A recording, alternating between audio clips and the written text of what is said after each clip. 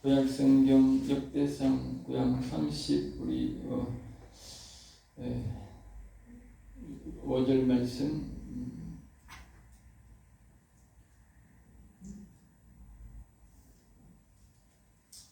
35절 같이 한 절만 우리 읽겠습니다. 에스의 아들은 엘리바스와 로엘과 여우스와 알람과 고라요. 아멘 아멘. 오늘 이 말씀을 가지고 이스라엘의 조상들은 내용으로 계속적으로 1장에 이어서 계속 말씀을 드리겠습니다. 오늘 다시 한 번 더 우리가 이 에스에 대해서 아들에 대해서 살펴보고 다시 우리가 2장으로 넘어가기로 합니다. 이 에스의 아들은 쭉 보면 이렇게 이 54절까지 아주 길게 계속적으로 적고 있습니다. 이 에스의 아들은 기록되고 있지만 이스라엘의 조상으로는 들어가지 않습니다.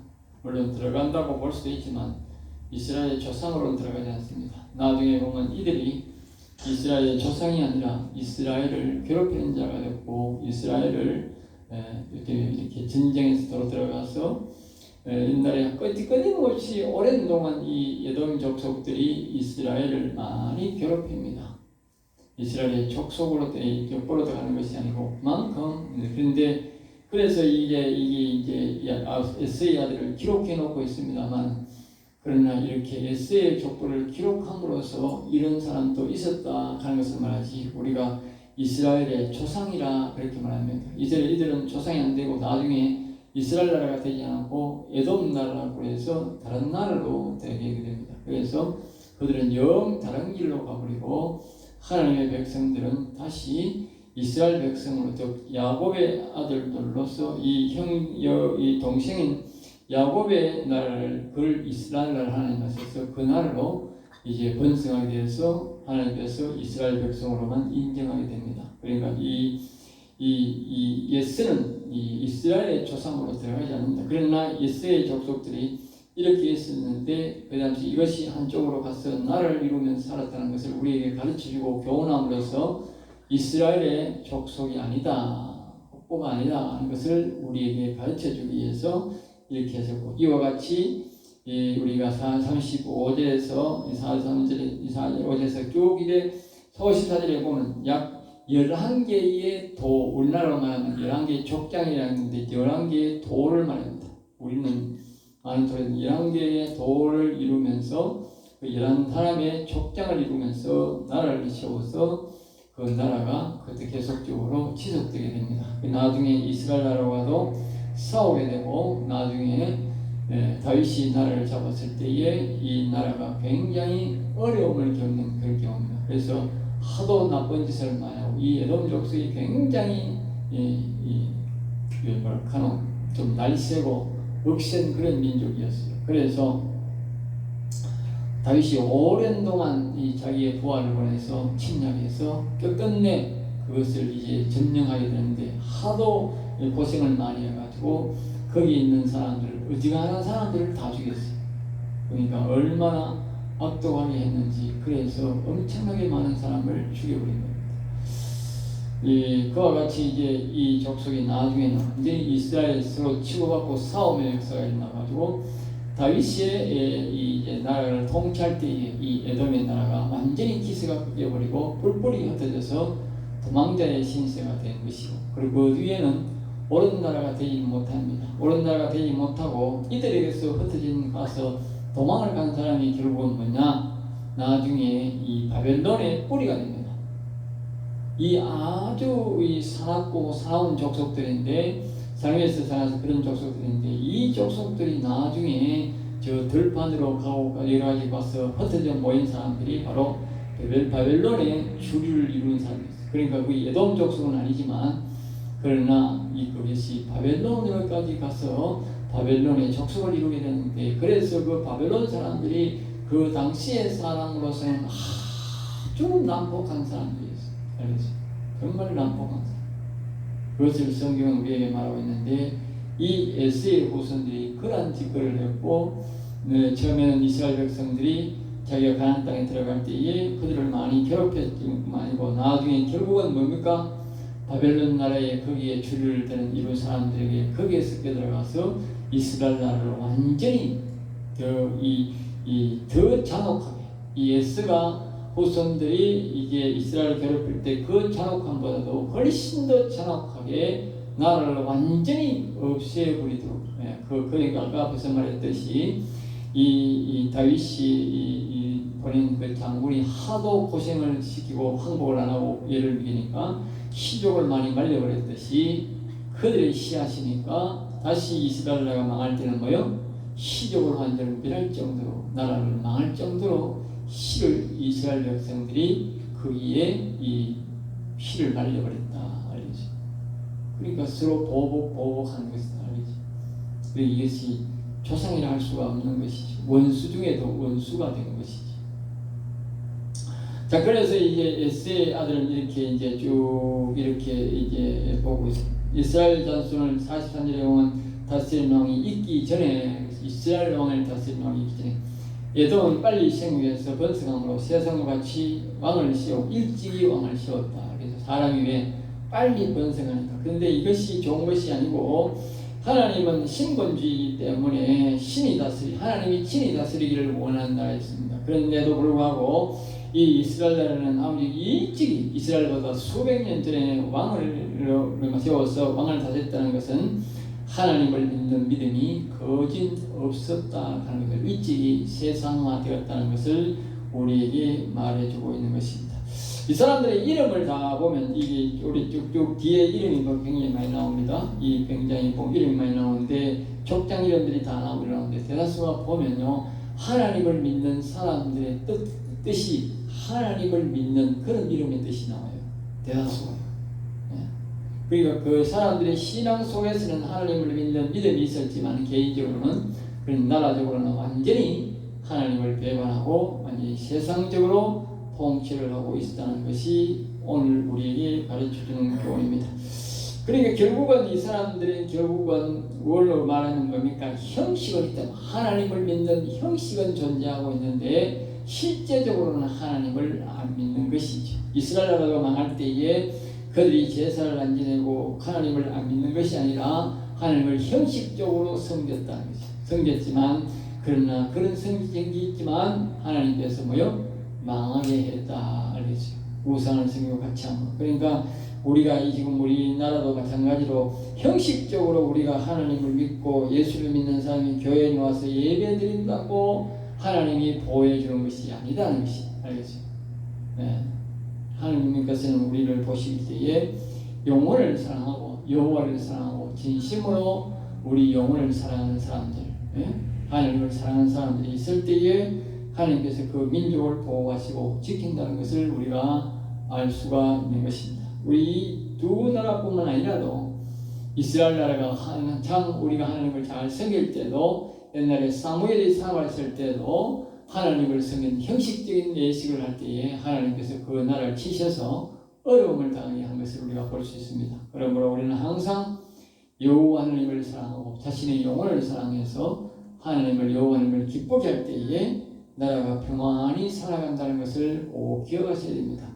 하나님께서 사사시대는 우리가 형식이 그렇게 중요하지 않았습니다. 그럼에도 불구하고 사사들이 오직 여호와를 경외했기 때문에 사사가 살아있을 때만은 하나님께서 절대로 전쟁도 일어나게 하지 않고, 전쟁이 일어나더라도 반드시 이기게 했다는 사실을 우리는 꼭 기억해야 됩니다.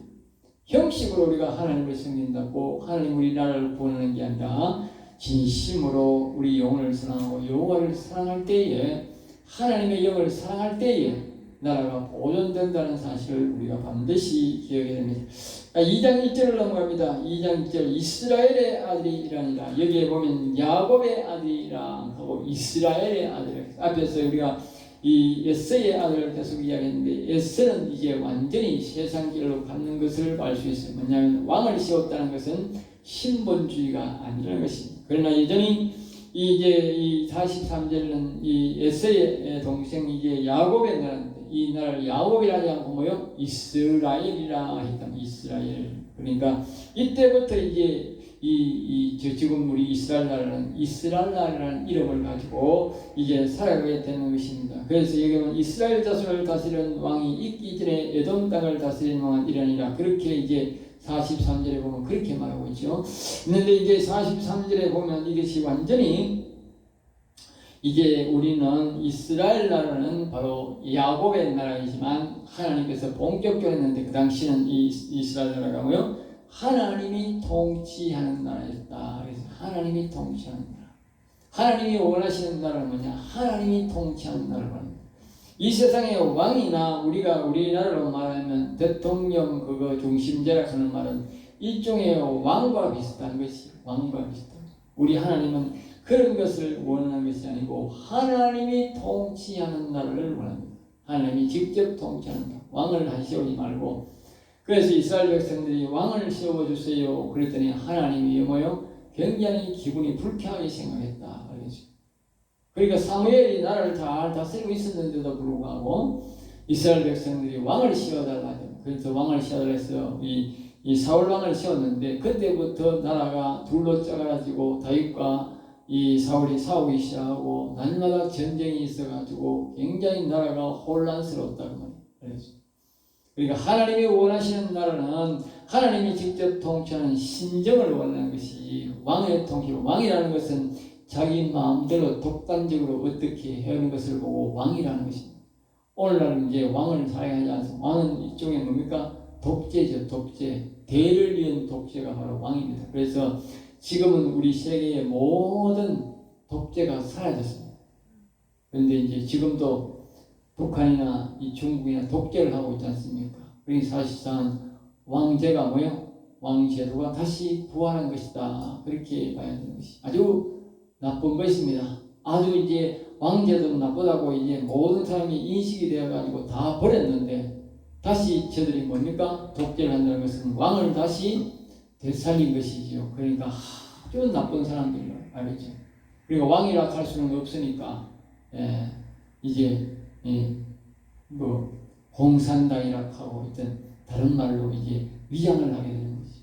그리고 다만 그들은 오직 이 왕의 제도, 즉 독재라는 사실. 왕의 제도라는 하는 것은 이 독재라는 사실을 꼭 기억하셔야 됩니다. 우리가 이 이스라엘의 북이스라엘이 이제 잘못해서 솔로몬이 잘못해서 나라가 갈라졌을 때에 그 이후부터 보면은 계속적으로 우상을 섬기는데 그 왕들이 뭐요? 여호와의 말을 안 들어요. 선지자 말을 안 듣는 거예요. 계속적으로 우상을 섬깁니다. 그만큼 왕은 뭐다? 독재라는 거예요. 하나님의 말씀을 안 듣는 거예요. 왕이 여호와의 말씀을 들으면 다윗처럼 말을 들으면 참 좋은데 그러니까 다른 왕들이 거진 다 다윗처럼 하나님을 순종하는 왕은 없다는 거예요. 그러니까 이 대통령 제도나 또 왕 제도나 이런 제도는 하나님이 원하시는 제도가 아니라 우리는 할 수 없이 이제 뭐 민주주의를 하면서 우리가 선거를 하면서 뽑고하지만 그러나 하나님이 원하시는 것은 아니라는 사실을 여러분 꼭 기억하셔야 됩니다. 자, 그 다음에 이제 2장 1절에 보면 이스라엘 아들은 이러하니라. 우리가 43절에 이스라엘 자손의 다스리는 왕이라고 했듯이 2장 1절에 보면 이스라엘 아들은 이러하니라. 보면 여기 야곱의 아들이랑 하고 이스라엘의 아들이라. 그래서 지금부터 이제 뭐요? 이스라엘이라. 그래서 이스라엘 나라의 기초가 완전히 시작된 것이 바로 야곱이다 하는 것을 우리가 알 수가 있어요. 야곱 시대부터 이제 하나님은 이스라엘이라는 나라를 사용했다. 알겠습니다. 다른 말로는 나라보다도 뭐요? 이거는 민족으로 보면 민족, 영적 이름으로서 민족으로서 이스라엘이라 그렇게 말을 했다는 것이죠. 그래서 르우벤과 시몬과 레위와 유다와 이스라엘과 스불론과 단과 요셉과 베냐민과 납달리와 gad과 아셀이라 이렇게 말했습니다. 이제 보면 특별한 것이 뭐냐면 요셉과 베냐민과 다음에 납달리와 gad과 아셀을 했어요. 이제 보면 요셉과 베냐민이 제일 막내입니다. 막내인데도 불구하고 여기에 보면은 이제 막내가 안 나오고 말입니다. 이게 이 8번째나 9번째나 이렇게 나오고 있습니다. 그 이유는 뭐냐? 이 모든 것들은 성경 앞에서 계속적으로 반복됩니다만 믿음대로 그 당시에 여호와를 섬기는 믿음대로 족보를 기록해놨다는 사실을 우리가 기억해야 됩니다. 이것은요 그냥 대수롭게 볼 일이 아니라 저 하늘나라에 가면 우리가 어떻게 했냐, 나이가 우리보다도 수백 년 일찍 죽어도 뭐요? 믿음에 따라서 순번이 정해진다. 알겠어요?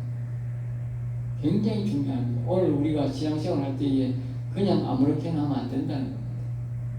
수천 년 뒤에 사람이 수천 년 앞설 수가 있고 수천 년 앞선 사람이 뭐예요? 수천 년 뒤에 설 수 있다. 왜? 믿음에 따라 순분이 정해져요. 족보가 믿음에 따라 순분이죠. 예?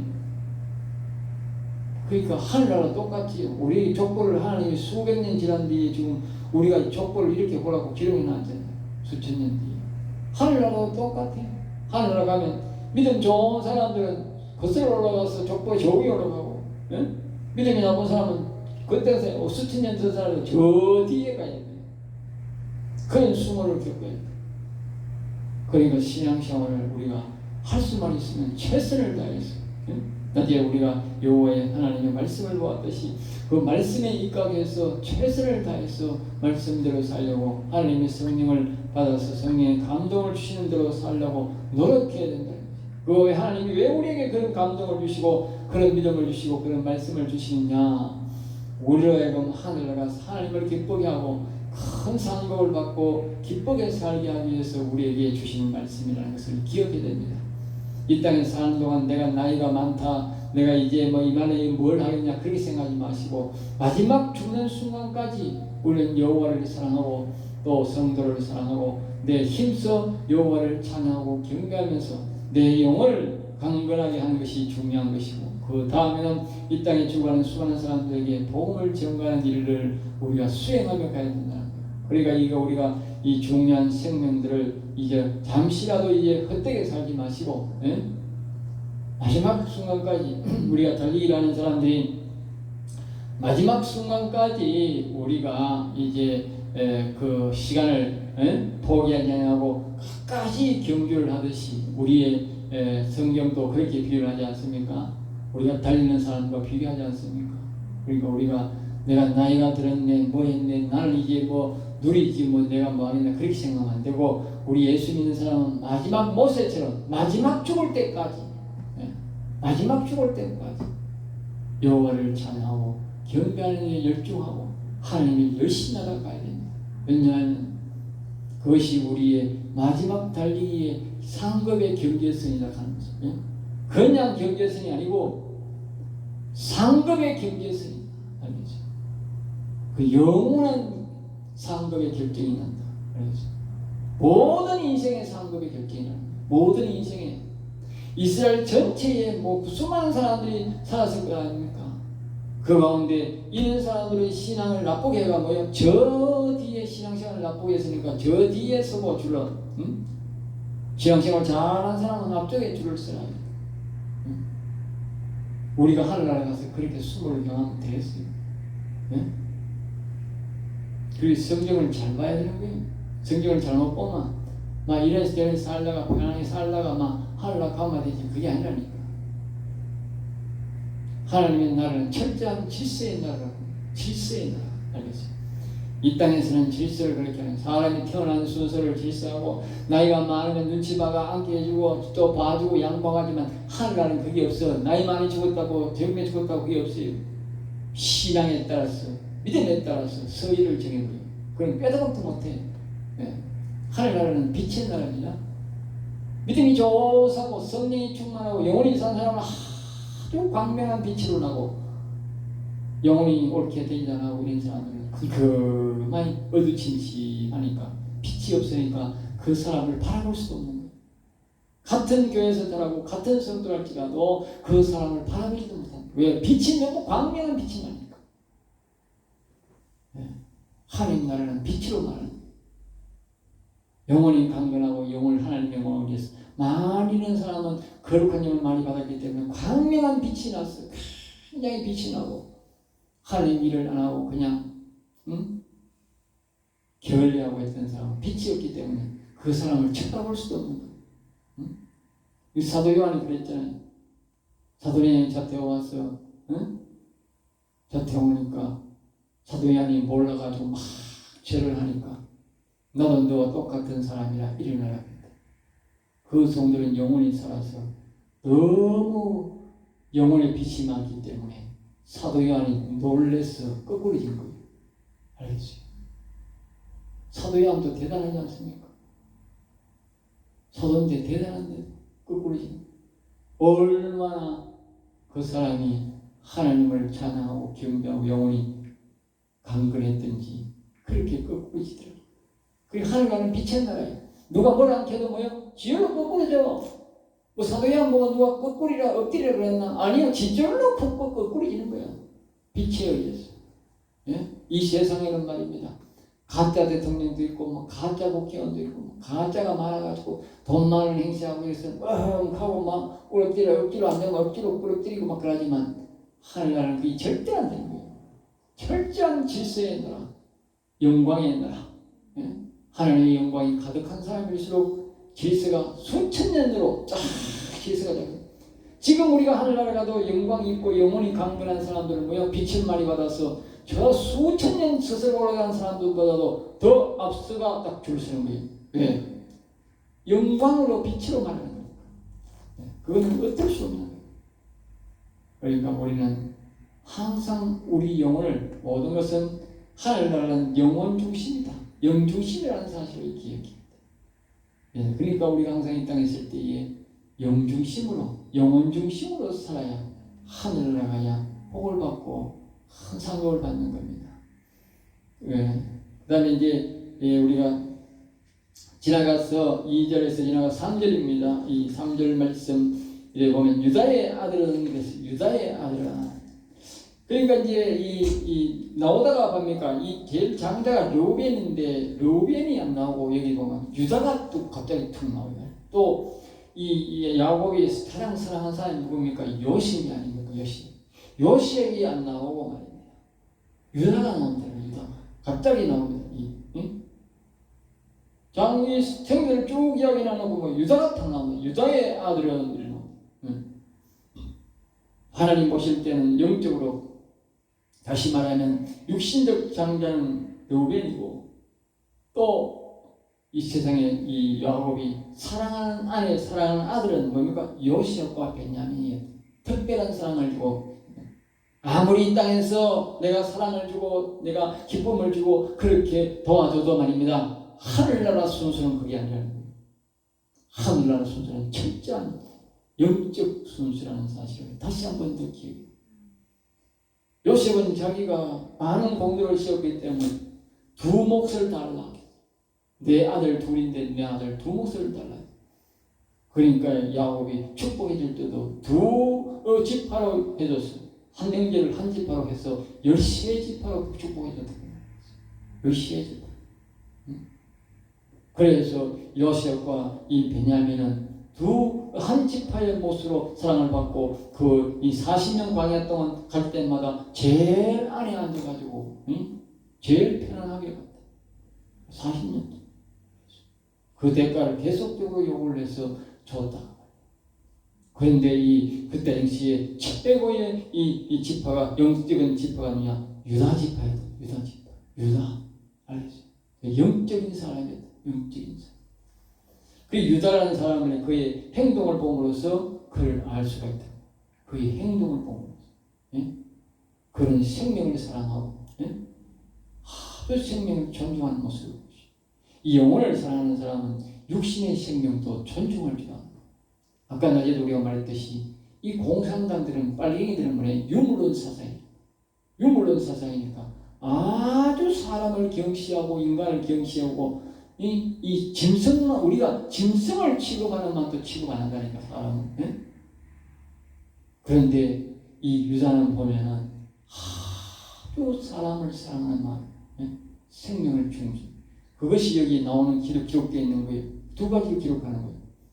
그래서 여기 보면 이 유다가 이렇게 이제 되어가지고 이 육신의 영적 중심을 하다가 이 복을 받는데 나중에 보면 이스라엘 나라가 애굽에서 나올 때도 유다가 성소가 되었다. 유다가 성소. 성경 전체를 잘 봐야 돼요.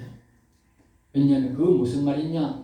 유다 지파가 성소가 되었다는 말은 하나님의 영이 뭐요? 항상 유다 지파에 있었다는 말이에요. 그 당시에 제사를 지내고 모든 것들의 중심은 누굽니까? 바로 아론이었다는 아론. 모세가 오기에는 아론 중심이었다. 모세도 레위 지파였다. 레위 지파 중심으로 모두 하나님을 섬기고 예배하고 집례하고 모든 걸 다 했는데 오늘날 말하면 목사들이 목사. 알겠어요? 목사라고 말이야. 우리 생각에는 뭐 하나님이 목사라고 같이 있지 뭐 성도로 아니라니까. 그런데 하나님은 이 유다 지파와 함께했다. 유다 지파에 하나님이 유다 지파와 함께 있었다. 유다 지파가 항상 하나님을 기쁘게 하고 여호와를 찬양하고 경외하는 신앙이 그 유다 지파에 있었단 말이에요. 알겠어요? 그러니까 이 모든 것을 진리하고 형식을 주장하는 그 레위 지파가 아니고 바로 유다 지파와 하나님은 오늘도 마찬가지. 이 목사 세계라고 목사 세계라고 총회라고 이렇게 하나님이 함께하는 게 아니고 누가 여호와를 경외하는 사람이냐? 어느 성도가 여호와를 경외하는 사람? 여호와를 경외하는 그 사람들과 하나님이 함께하고 그것을 성소로 삼고 그 성소를 통해서 하나님은 역사하고 일한다. 그러니까 이 유다 지파가 나가면 성소가 되어 나가니까 그 모세가 기도하니까 그 유다 성소가 앞서가니까 그렇게 이해한다. 그거 보면. 예? 유다 지파가 나가니까 모세가 기도하니까 기도빨이 생기고 우리말로 기도빨이 생기는 거예요. 만약에 유다 지파가 성소가 없었다면 모세의 기도를 하나님이 들지 않는 거예요.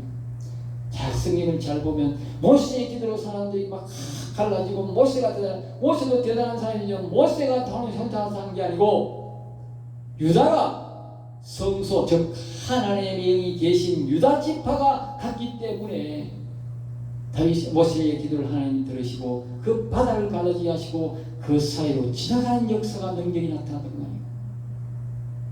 유다 지파. 그래서 여기에 뭡니까? 유다 지파가 딱 나오는 거예요. 알겠죠? 믿음의 조상 중에 특별히 영적 조상이 유다 지파였다. 그러면서 유다 지파가 왜 그러면 그때 뒤에는 수백 년이 400년이 지났지만 그 전에는 왜 이 유다가 이렇게 선별되었느냐 딱 여기 지적하는 거예요. 사절에 딱 힌트를 주는 거예요. 유다의 며느리 다말이 유다에게 베레스와 세라를 낳아주었다. 이 유다의 며느리 다말이 유다의 며느리야. 며느리 알겠어요?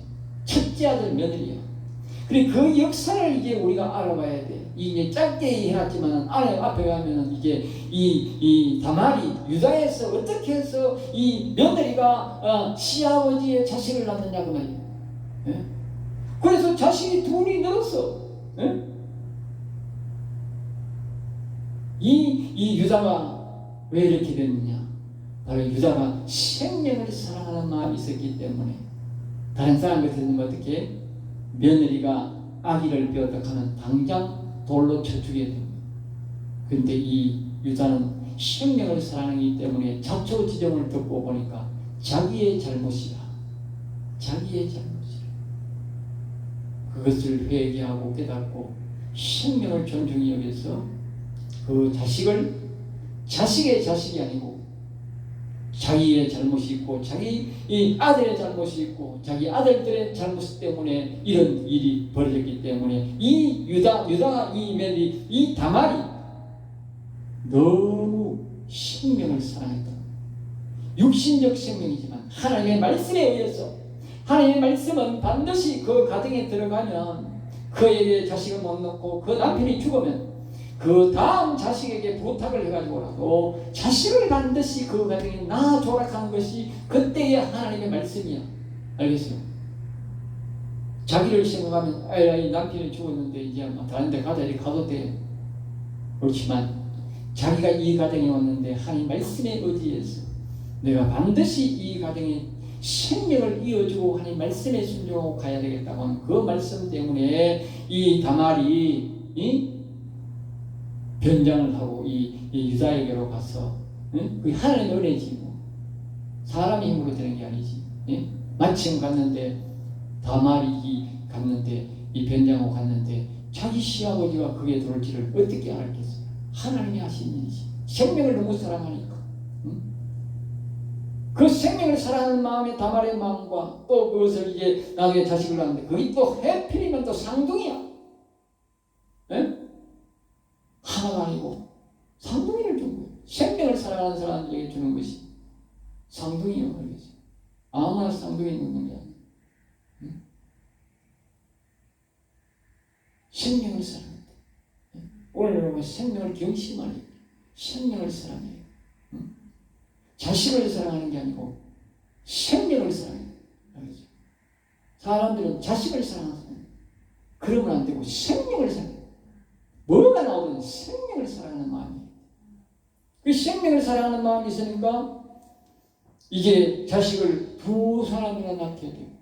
그것을 또 이제 나중에 유다가 알았을 때에 자초지종 설명을 하니까 유다가 오히려 내보다도 이 며느리가 더 똑똑하고 하나님 말씀하니까 유다가 그것을 겸허하게 순종하는 거예요.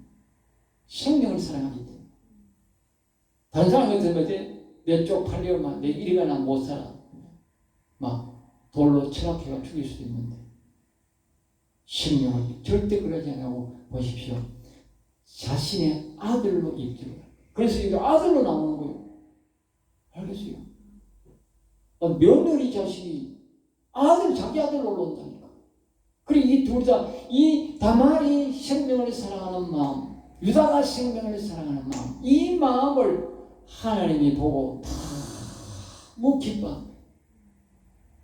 그러니까 하나님이 너무 하나님을 감동하니까 하나님이 그 유다에게 항상 거기에 머물러 있는 거예요.